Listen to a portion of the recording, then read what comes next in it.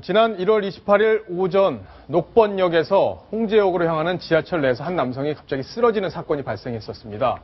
당시 쓰러진 남성 시민들의 도움으로 목숨을 구할 수 있었다고 하는데요. 어떤 이야기인지 황승택 기자와 함께 자세히 알아보겠습니다. 자, 황 기자, 여기 지금 여러 가지 것들이 나와 있는데 이런 것들이 실제 그 당시 상황에서 동원이 됐던 그런 기구들인가 보네요. 네, 그렇습니다. 당시 이 자동 제세전기가 한 시민의 목숨을 살리는데 큰 역할을 했는데요. 자세한 이 사용법은 이제 박정원 앵커랑 조금 이따 설명을 하도록 하고요. 과연 이게 어떤 사건 때문이었는지 그거에 대한 설명을 간단히 해드리도록 하겠습니다. 지난 1월 28일 한 공무원분이 지하철을 타고 출근을 하다가 지하철 안에서 정신을 잃게 됩니다. 그래요? 그래서 지하철을 타고 있던 시민들이 승무원들에게 전화를 해서 한 시민이 쓰러져 있다. 그 신고를 받고 지하철을 세운 상태에서 그분에 대해서 응급 조치를 하기 시작한 겁니다. 그래서 나름대로 지금 심폐소생술도 하고 그랬는데 아무도 그 의식이 돌아오지 않자 그때 호련히 나타난 한 40대 여성이 당당하게 나와서 자동 제세전기를 당장 가져와라. 그렇게 지시를 해서 그 자동 제세전기를 통해서 그 시민들의 의식을 잃었던 시민의 의식을 살리고 그다음에 아주 그 상황을 깨끗하게 정리하는 정말 초인적인 능력을 발휘한 분이 있었습니다.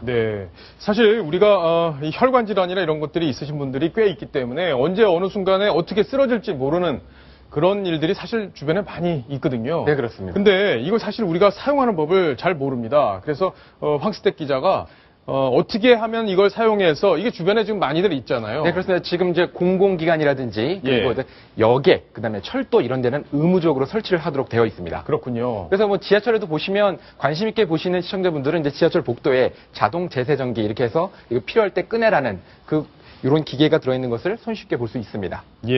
그러면 직접 한번 어떻게 쓰는 건지 좀 설명을 해 주시죠. 네, 알겠습니다. 자, 우선 이것은 인체 모형입니다. 인체 모형인 거고요.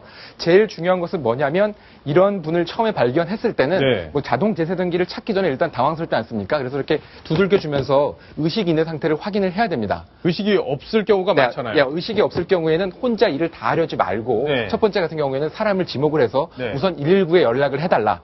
그리고 그다음에 두 번째는 자동 제세전기가 있을 경우에는 그것을 가져다 달라. 이렇게 얘기를 해야 됩니다. 그리고 중요한 부분이 이제 심장을 찾아서 그분에 대해서 압박을 해야 되는 건데요. 저 박정현 앵커도 예비군에서 다 배웠을 텐데 기억나십니까? 죄송합니다. 안 납니다. 그러시군요. 저도 예비군 훈련을 받을 때는 건성건성으로 받았는데 제가 이번 때문에 다시 열심히 찾아봤습니다. 그래요? 심장의 위치는 이 사람의 유두, 그다음에 가슴 흉곽 부분에 있는 이 가운데 부분입니다. 여기에 심장이 있다고요? 네, 심장이 이 부분에 있는 거고요. 저는 이쪽에 있는 줄 알았는데. 심장은 정확히 여기 명치 부분이 이쪽에 있습니다. 그리고 이거 누를 때는 그리고 손바닥이 아니고요. 제가 화면을 보면 이 부분을 통해서 누르는 겁니다. 그래서 이 부분을 통해서 손바닥이 아니라 그러니까 이쪽이요. 이쪽으로 가는 거예요. 깍지를 낀 상태에서 그다음에 이 팔기만으로 하는 게 아니고요. 전신의 힘을 사용을 해서 좀 과하다 싶을 정도로 강력하게 이렇게 눌러주는 겁니다. 과하게 누르시네요. 네, 이렇게 보면 여기에 있는 이 녹색 불이 들어오는 것 자체가 제가 제대로 하고 있다는 표시입니다. 여기 지금 불이 들어오고 있는데 카메라에 잡힐지 모르겠는데. 이 상태는 지금 빨간 불이고요. 지금 이거는 지금 필요하다는 상태고 제가 아까 이 부분을 심하게 압박을 했을 때 이게 노란 불 상태로 들어왔었어요. 제가 다시 한번 해보겠습니다. 설명을 해드린 대로 팔꿈치를 이쪽에 대고 깍지를 낀 다음에 몸에 힘을 실어서 노란 불이 들어옵니다. 네, 노란 불이 들어오고 있습니다. 자, 이렇게 이건 이제 가슴 흉부를 압박하는 방법인데 저건 어디다 언제 쓰는 이건 바로 이제 자동 제세전기. 지금 이게 심장이 멈췄을 때 아주 유용하게 쓸 수 있는 기구입니다. 제가 한번 직접 어떻게 하는지 오픈을 해보도록 하겠습니다. 자, 이렇게 있으면 조금 있으면 알아서 멘트가 들립니다. 모드. 만약 환자가 무호흡 또는 반응이 없을 시엔 자, 이런 설명이 나오게 됩니다. 자, 이런 설명을 나오거든요. AED 장비 안에 사각 봉지를 꺼내주십시오. 자, 이렇게 설명을 하죠. 봉지를 뜯고 패드를 꺼내주십시오. 바로 2단계입니다. 이제 이거를 뜯어서 설치를 해야 되는데요. 자, 이게 실제로 뜨게 될 경우 상당히 고가기 때문에 저희가 회사에서 우리 프로그램 많이 지원을 해주지만 이 가격까지는 안 되기 때문에 이렇게 설명을 해드리고 이건 다른 대체물로도 설명을 해드리겠습니다. 자, 이제 요란하게 소리가 나오네요. 자, 저 소리가 들린다는 건 뭐냐면 일반인도 의학적 지식이 없는 일반인도 다 할 수 있다는 얘기입니다. 요 안내대로 그대로 따라하면 된다. 자, 여기 있는 그 패드를 찢게 되면 이런 형태가 나오게 되는데요. 이거를 어디에 붙이느냐가 되게 중요합니다. 좀 띄워주시겠습니까? 알겠습니다.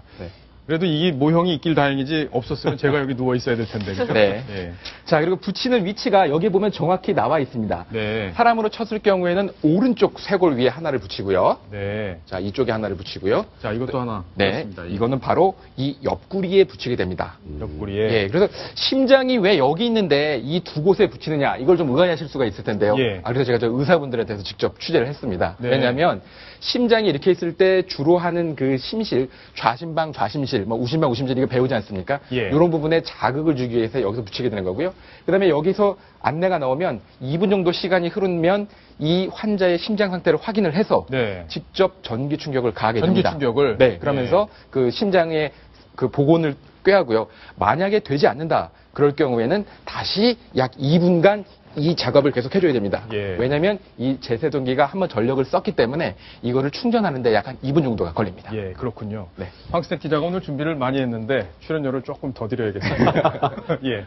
네. 자, 어쨌든 장한 일을 하신 거예요. 이 상황, 네. 금박한 상황에서 이런 제세동기를 찾아서 이걸 적용을 한 어떤 분인지 궁금한데 네. 신원이 파악이 됐습니까? 신원이 파악이 되지 않고 있습니다. 아, 그래요? 그래서 이 도움을 받은 그 50대 공무원분의 가족들이 애타게 찾고 있습니다. 그 저희 그 뉴스타트 시청자분들이 상당히 많으실 테니까 예. 혹시 주변에서 내가 이렇게 이 사람을 도운 경험이 있다. 그럼 저희 제작진에도 연락을 주십시오. 저희가 한번 그 만남을 주선해드리고 예. 싶은데요. 그 당시 그 소방관들의 말에 따르면 워낙 경황이 없었기 때문에 환자의 구조에 집중을 하다 보니 이런 도움을 주신 분이 정확히 누군지 뭐 연락처라든지 이런 것들을 파악하지 못했다고 합니다. 예. 저희가 당시 쓰러진 남성을 옮기고 119에 신고를 하신 분 저희가 직접 전화 연결을 해봤었습니다. 그 목소리를 한번 직접 들어보시겠습니다.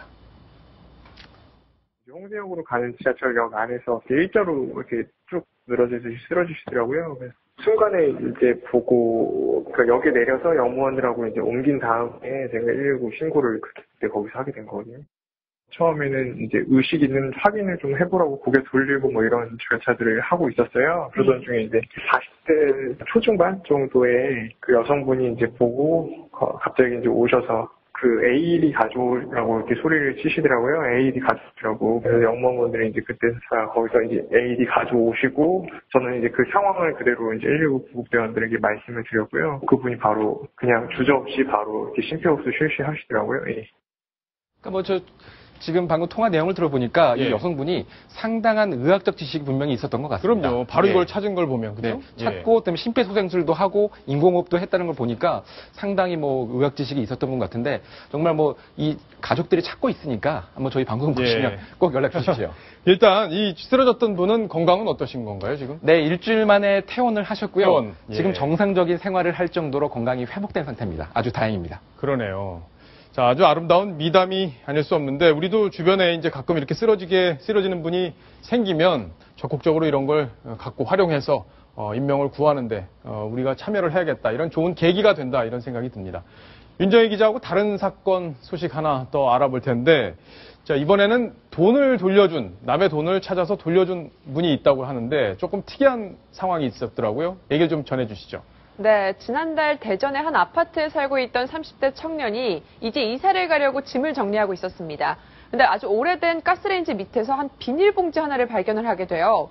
열어보니까 무려 450만 원의 지폐 뭉치가 들어있었습니다. 이거 굉장히 뜻밖의 횡재라고 생각할 수 있잖아요. 예. 모르는 돈 뭉치가 발견이 되니까요. 하지만 이 30대 청년은 자기가 이사 오기 전에 이미 2년 전에 살고 있었던 할아버지를 기억을 해냅니다. 그러니까 이게 할아버지의 돈이겠거니 해서 뭐 바로 그 돈 뭉치를 경찰에 갖다 주고 이 경찰이 그 할아버지를 찾아달라고 요청을 했는데요. 경찰에서 아주 어려운 과정 끝에 해당 할아버지가 다니고 있는 병원을 통해서 82살 남모 할아버지에게 이 돈 뭉치를 전달을 해줬다고 합니다. 근데 이게 그 할아버지의 돈이 맞았어요. 할아버지가 굉장히 어렵게 사시고 계신 상황에서 잊고 있었던 돈 뭉치를 찾게 된 건데요. 이게 굉장히 뭐 당연한 일이지만 한편으로 좀 어려운 일이죠. 이제 박수를 쳐드리고 싶은 일입니다. 예. 원래 이런 거 찾아다 주면 조금 뭐 고맙다 이러면서 돈을 좀 드리고 그러지 않습니까? 네, 할아버지도 너무 고마운 마음에 돈을 찾게 예. 돼서 정말 다행이다. 잊고 있었는데 건망증 때문에. 그러면서 이제 돈을 찾아준 젊은이에게 너무 고맙다면서 사례금을 좀 주고 싶다고 하셨었나 봐요. 그런데 그 30대 청년 나는 당연한 일을 했을 뿐이다라고 얘기를 하면서 사례금을 극구 거절을 했다고 합니다. 예. 할아버지 지금 어렵게 생활하고 계시다고 지금 경찰에서는 이야기를 하는데 할아버지에겐 정말 또 좋은 또 따뜻한 소식이 아닐까 싶습니다. 예. 할머니 몰래 숨겨놨던 돈은 아닌가 싶긴 한데 백성문 변호사님 만약에 할아버지가 그게 갑자기 생각이 났어요. 네. 아차 내가 거기다 비닐봉지 넣어놨었지. 그리고 다시 집에 갔는데 돈이 없다. 이 경우에는 어떻게 되는 거죠? 이론적으로는 예. 점유이탈물 횡령죄에 해당할 수 있어요. 횡령죄. 네, 점유이탈물 횡령죄에 해당하는데 문제는 거기에 돈이 있었다는 걸 입증하는 게 불가능하거든요. 아 그렇군요. 나는 거기다 450만 원을 넣어놨어라고 하는데 나는 본 적 없어라고 하면 입증을 해야 되는 건 할아버지 쪽, 예. 소위 말하는 수사기관 쪽이기 때문에 결론적으로는 사실상 처벌이 되지 않는데 아까 말씀하셨던 거 사례금 주는 것까지 거부했다고 했잖아요.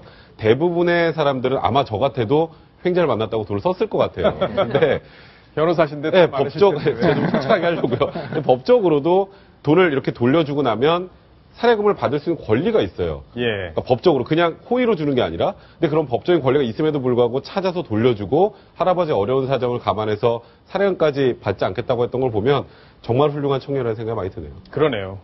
자, 우리에게 귀감이 되는 40대 여성 그리고 한 청년의 이야기까지 정리를 해봤습니다.